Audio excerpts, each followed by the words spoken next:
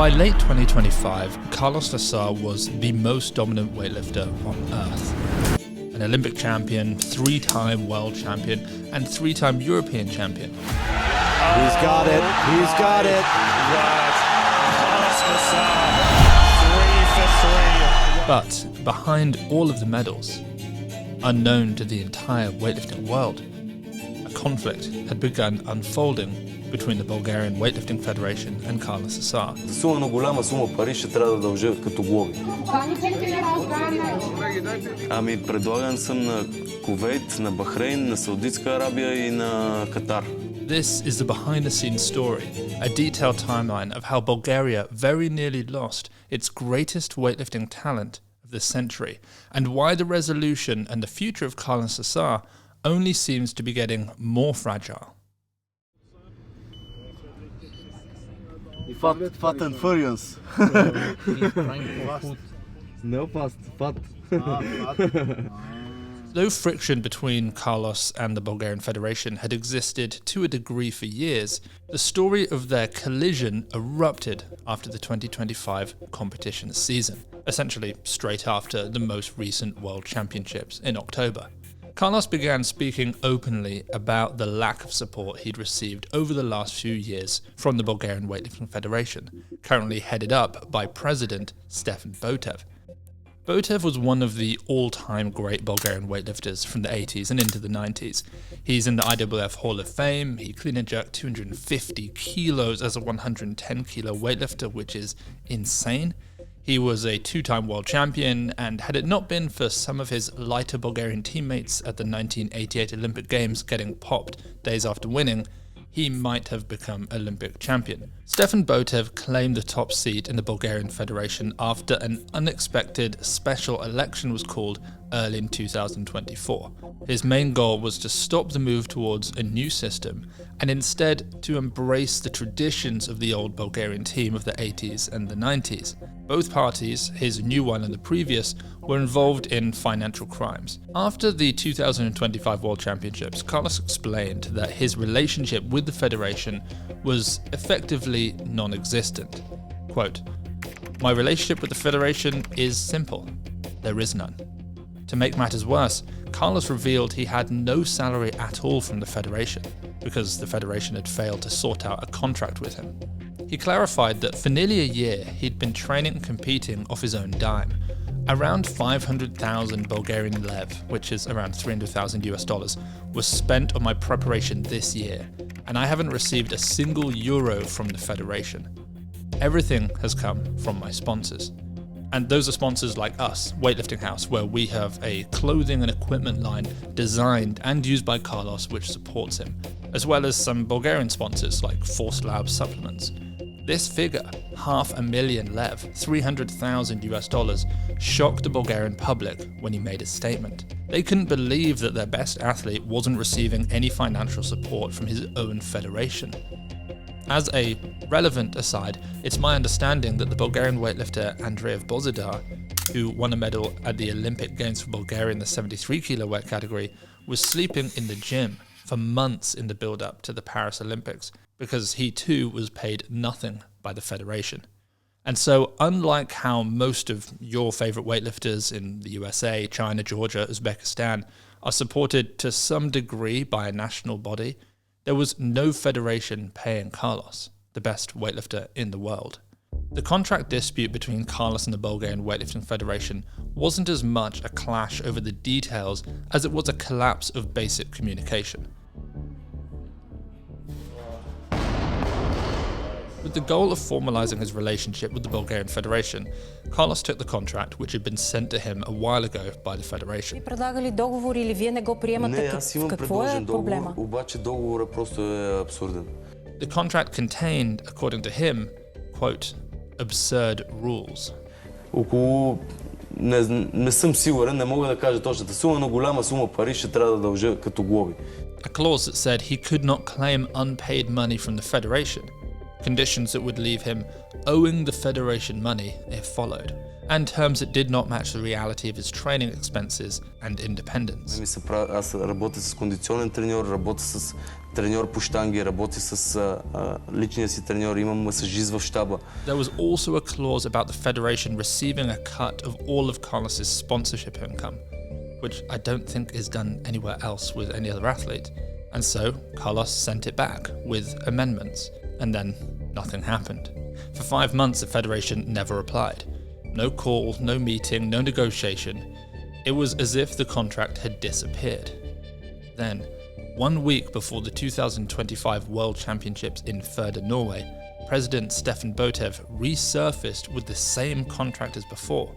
None of the changes or edits as suggested by Karlos had been made. With the World Championships as his total focus, Karlos refused to deal with the paperwork and told Stefan Botev to contact his new manager. Последната ми среща с Стефан Ботев беше преди световното първенство. Той ми предложи договор и аз му казах именно това. Моят менеджер се казва Николай Жейнов. Ето това е неговият номер. Той каза аз ще му се обадя. And so Botev promised to call, but he never did. Наскоро е казал, че въобще не го познава този човек и така нататък. Заедно бяхме и на световното. He had attempted to negotiate with the federation, but the federation had gone silent. And then it tried to reopen the issue at the most inappropriate of moments. The contract saga became the clearest symbol of a federation which, in Karlos's eyes, neither supported him nor respected the reality of the demands of elite sport. Because Karlos believed that he had been abandoned by the federation at other key moments during his career, including the aftermath of his catastrophic Achilles tear during the 2023 season, which forced him to sit out from the World Championships in Saudi Arabia. I tore my Achilles tendon, and the federation told me to deal with it alone. They didn't even answer my calls. Bear in mind, Karlos was already, at this point, a world champion, world record holder in 2 categories, and was still dealing with the emotional death of his coach 6 months prior. He was still 18 years old when he got hurt, clearly an athlete in need of support by his federation. After the 2025 World Championships in October, where Karlos Nasar won the gold again, he spoke bluntly to the Bulgarian media about how appalling the situation was. He accused the federation president, Stefan Botev, of the following: an inability to secure federation sponsors, failing to stabilize the federation's finances, presiding over a 1 million Bulgarian lev, $600,000 debt, refusing to meet the training requirements Karlos needed, and failing to provide even basic support such as funding for athlete care, like surgery and rehab, massage, etc. At the time, there were talks within the federation to ease those financial debts by selling Karlos to Bahrain for $1 million. За коя държава? Ами предлаган съм на Кувейт, на Бахрейн, на Саудитска Арабия и на Катар. На всички тия държави имат интерес към мене. Karlos was absent from such discussions. Така, това нещо ми е болно, тъй като това са хората, на които аз трябва да разчитам и да имам доверие. As the dispute intensified, Karlos described multiple experiences he'd had with the federation, being dragged into unsavory political meetings, his name being used in backdoor negotiations, and multiple past attempts to sell him abroad without his consent. Karlos said that Botev had found a way to make him meet with a guy called Delian Pivsky, a major political figure and oligarch, a man currently sanctioned by both the USA and the UK. About the incident, Karlos stated firmly, quote, "My politics is sport. I want what is best for my career." Karlos also expressed fear publicly that Botev could even retaliate by revoking his athlete rights, effectively barring him from competition. This possibility was real. It had happened before in Bulgaria. And with Botev having expressed a desire to reinstate the traditions of the old federation, it was actually a cause for concern. In his public interview, Karlos said, quote, "As long as he, Stefan Botev, is president, weightlifting won't see any bright days. As long as this man is still there, I will not sign a contract with the Bulgarian Weightlifting Federation." Botev also took to the public forum of television media to defend both himself and the federation. He insisted that Karlos had refused to attend national training camps, which I believe is true. Back in early 2024, it actually became somewhat known that Karlos refused to train under the eye of any Botev-instated national coach. Botev also said that Karlos's refusal to sign the contract prevented the federation from funding through the Ministry of Sports, and lastly, that he was fully ready to sign Karlos's contract, but that it was Karlos's camp which had not initiated any further communications with him since he provided the Nasar camp with the contract 1 week prior to the 2025 World Champs. Botev also noted that funds to help cover preparation for Karlos were 2,000 to 3,000 Bulgarian lev, or 1.2 to 1.8 thousand US dollars per month, far below Karlos's full preparation cost. Quote from Botev, 500,000 lev, 300,000 US dollars, is almost all of the money for the entire preparation of the national team.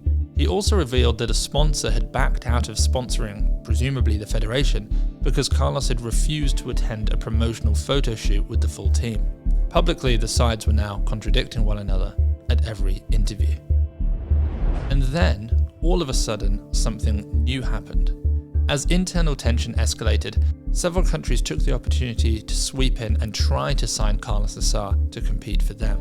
After all, countries spend millions of dollars to produce Olympic gold medals. Karlos Nasar currently sits as the most likely 2028 Olympic champion in weightlifting, and so securing him for maybe a few $1 million or so makes a lot of financial sense for a country looking to climb their way into the medal tables.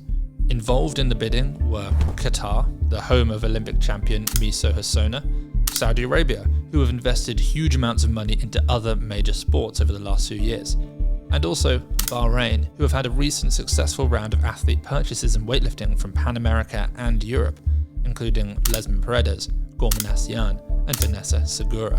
Bahrain in particular pushed hard, offering, according to Karlos, quote, very large sums.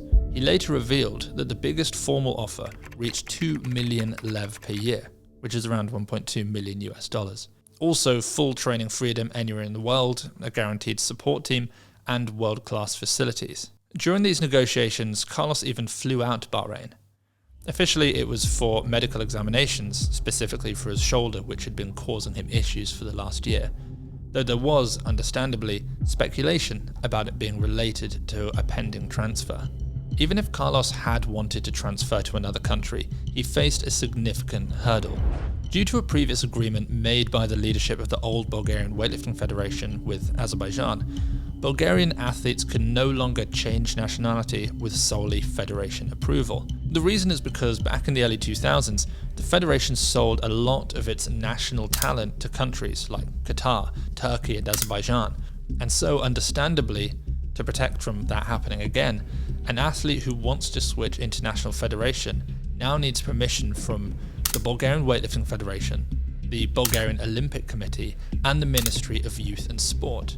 And realistically, none of those three bodies would have approved the transfer because, well, they wouldn't want to lose a national treasure like Karlos Nasar.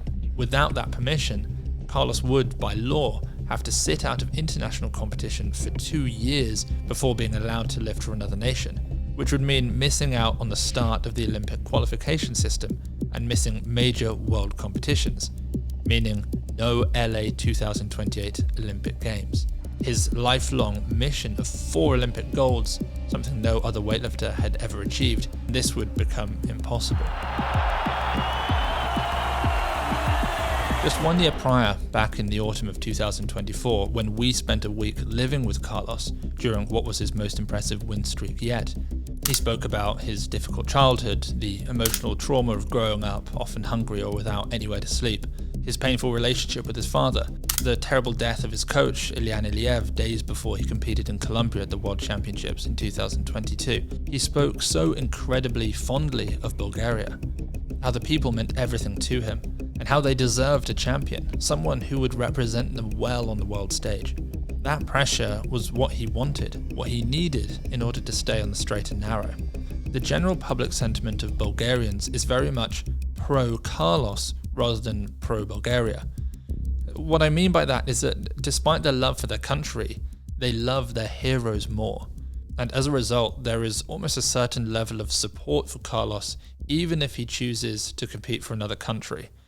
It was a challenging situation, to say the least, for Karlos. Защото аз съм българин. Аз не искам, ни най-малко би ми било приятно да се състезавам аз за друга страна. While this whole battle was going on between Karlos Nasar and the Bulgarian Federation, Karlos was invited to go onto a huge national television show for an in-depth interview. In a powerful statement to the Bulgarian people about the offers from other countries, Karlos announced, quote, "It's not about money. I'm Bulgarian.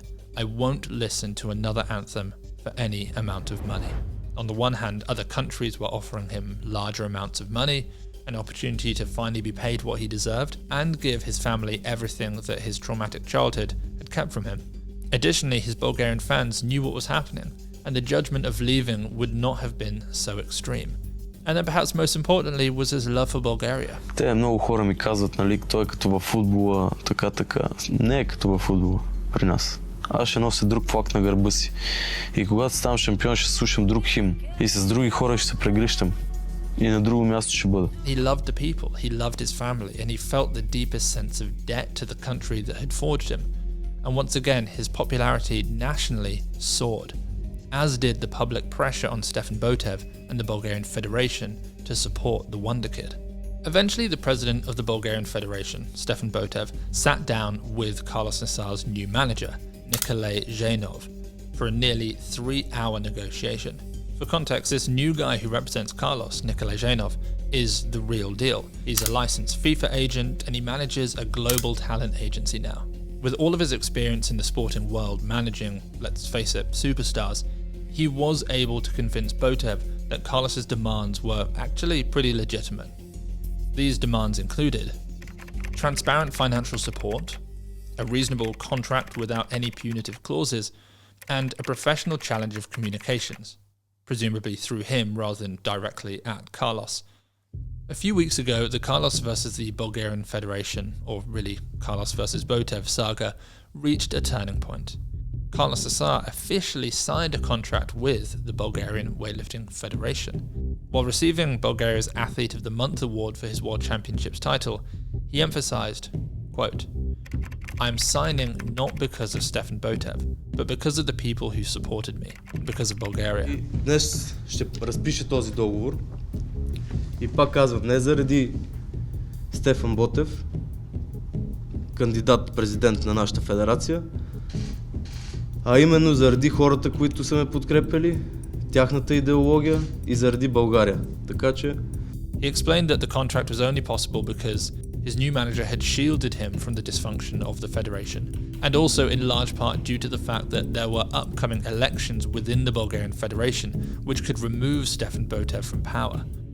By the time the contract was signed, Karlos had received 115,000 Bulgarian lev, about 70,000 USD, in earned bonuses.